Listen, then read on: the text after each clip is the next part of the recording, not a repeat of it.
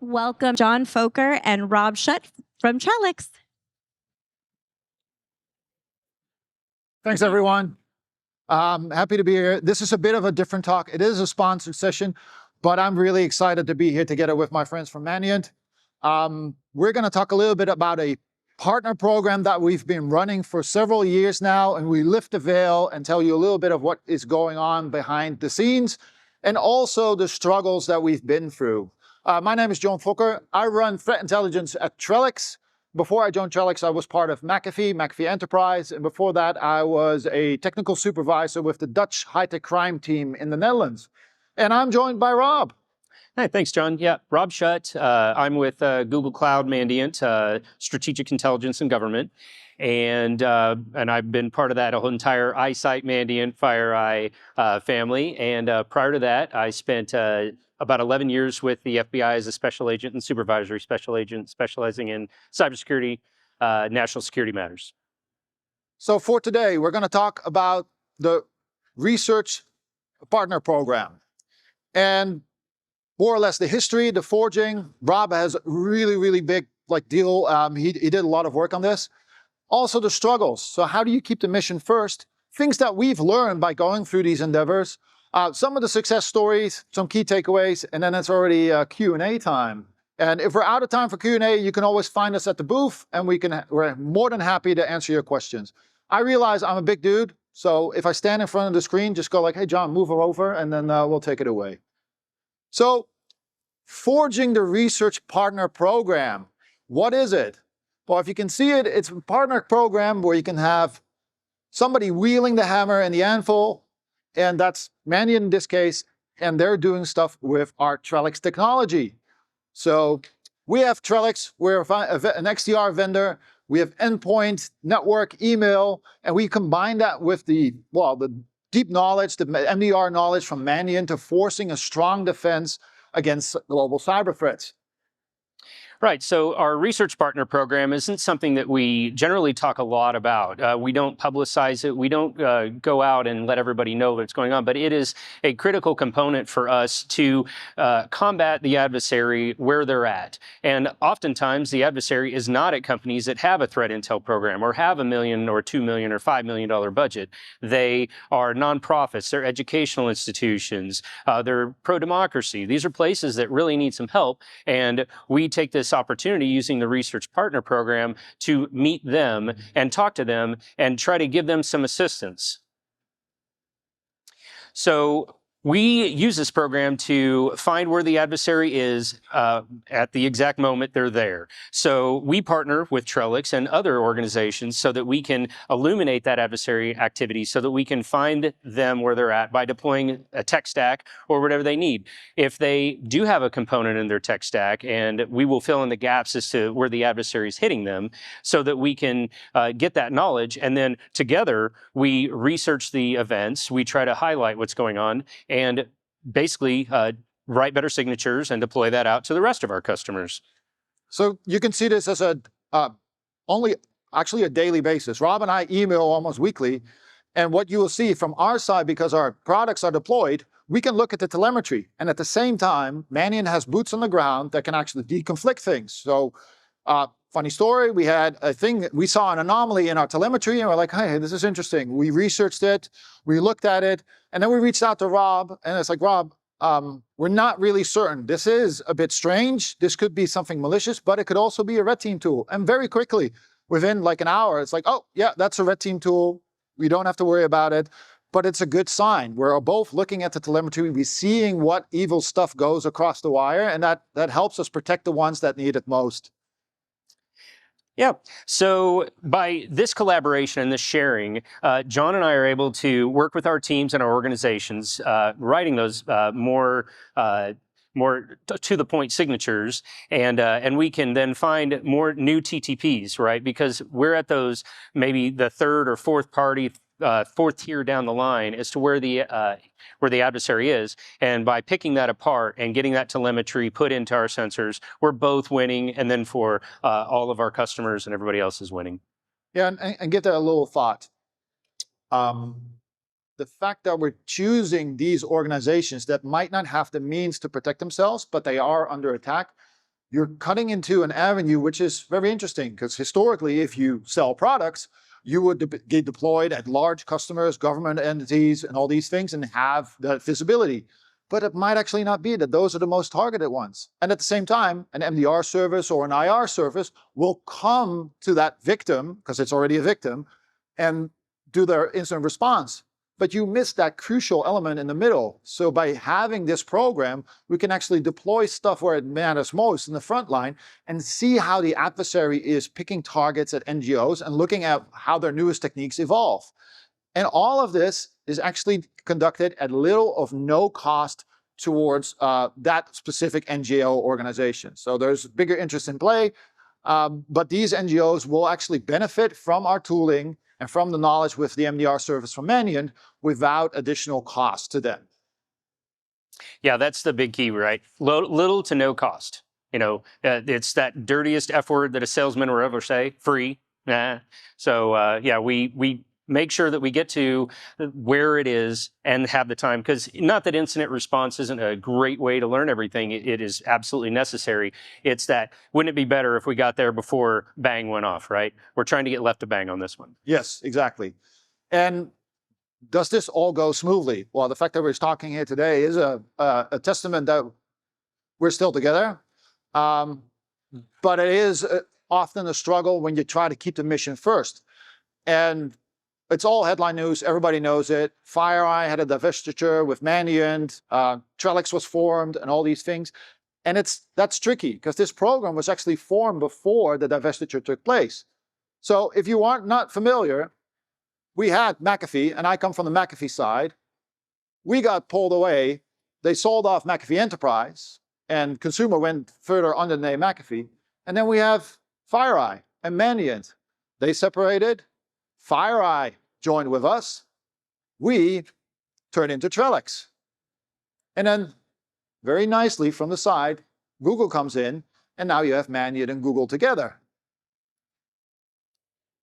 So this is kind of an issue, or not really an issue. It's almost like there's a divorce, and you try to keep everything intact, but there are different things in play. So this was kind of like Rob and I, we were trying to mission first focus, but we had to have our fair share of legal issues to deal with in order to maintain that strong partnership. So it is, we couldn't ignore this. It is just a fact.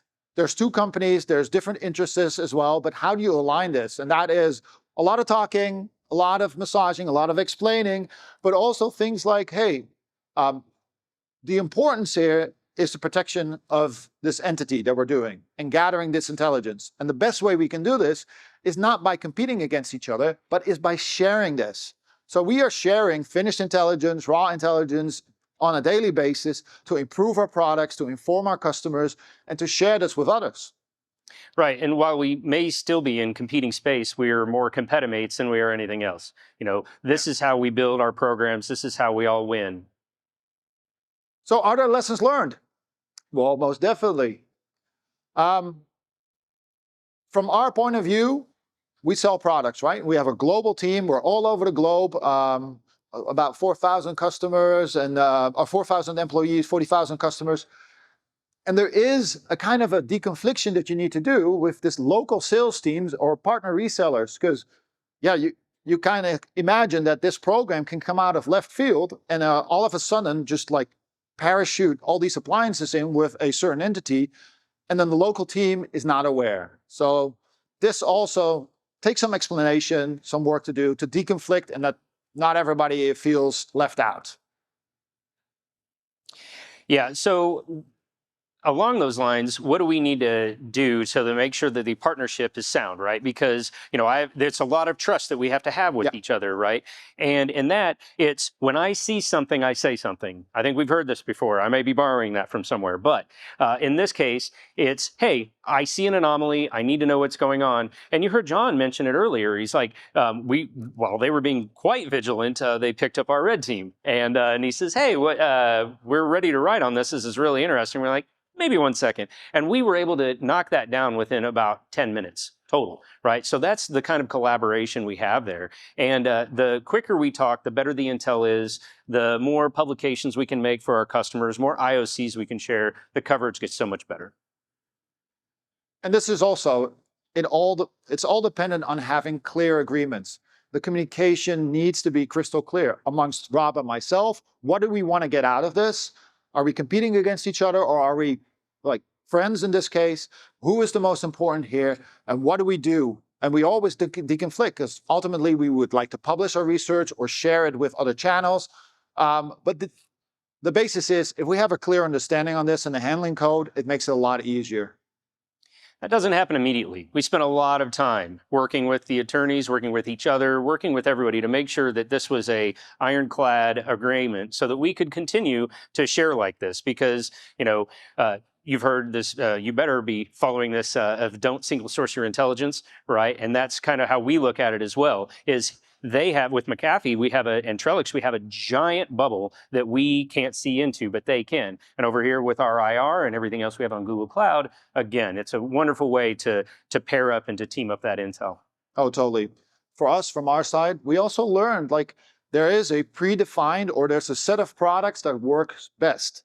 Not every organization that you would help with this program would be benefited by the complete stack. There are certain tools that work really well, and that work really well with the MDR service as well. So for us, it was a lesson of, okay, we're defining which products can we easily deploy, are easy to set up, and are also easy to use from an MDR point of view. So think of the HX appliance, or a Trellix endpoint, maybe some network appliances, an email gateway. All these things make it into an ideal package for a specific customer that we can parachute in. And a legal process takes time. We wanted to rock and roll and get the thing going, but it took some time and going back and forth. And I think anyone who, it's not to throw legal under the bus, but anyone who had experience working with legal departments know that, like, okay, you already ready to go, but they're like, hold on a second. But eventually we got that ironed out. Yeah, we love you, General Counsel. We really do. Yeah. Well, they're there for a reason, right? Right. And, basically, this is investing in the customer, in the event, in the place, right? So in an underserved area, we can get to a place that needs our help. This is a goodwill initiative that we can do, and it generates so much help for us. Now, this small investment, this makes your technology, your influence, it makes the event, it makes it very sticky for the customer, right? So we're able to get there, and that continues the conversation throughout multiple years, right? We can help mature this customer all through their growth of using threat intelligence. Yeah. So what are our success stories? Because we talked a lot about our struggles. So what did we get out of this? I think we both have one, and we can always at the booth talk about many others, and there's stuff online as well, but. Absolutely. So yeah, let's talk about one of the wins that we had right off the bat, right? So we found Sogu in an Eastern European participant, being conducted by the Chinese, and we were expecting to see them, but we hadn't seen them. But by working this program together and deploying Trellix Endpoint, we were able to then see them, right? So traditional method, hitting them up, the Sogu had hit, and detected a standard binary was found, and then we had the persistence being executed. We were saying, hey, this is absolutely Sogu. Well, we never say absolute. We had high confidence to say that this is Sogu. Now, for what that meant for our two organizations is we knew Sogu was important. We hadn't seen a lot of them, but then we were able to see this, and then in our graduation over on Mandiant, when we were looking to name the next APT or how we were going to go forward with that graduation, this was the opportunity to say, hey, they're active, and they're still sophisticated, and they're in a place in Eastern Europe that we are glad to find them. So now we're ready to twist that up, and we were able to take Sogu and put them up to the top of the stack. And we don't do that very often because the graduation process takes a very long time. Yeah, and if the customer, or in this case, this participant, didn't have the appliances, it might have gone unnoticed. And then you would not have the latest target for the adversary. Yeah, with this one, it would have 100% gone unnoticed for sure. Yeah, they would not have seen this. And then we have another Eastern European country where we spotted a gamma reading attack. from our side. So we looked at the telemetry and we saw some interesting things. A very active threat actor, if I might say so. And they changed their tactics. They're very noisy. We kind of see them as well. And this was an interesting one because they tried to obfuscate the domain resolving quite a bit through elaborate methods. But for some reason, and it's not the, well, I can say it, they did reuse a domain. So that kind of stuck out.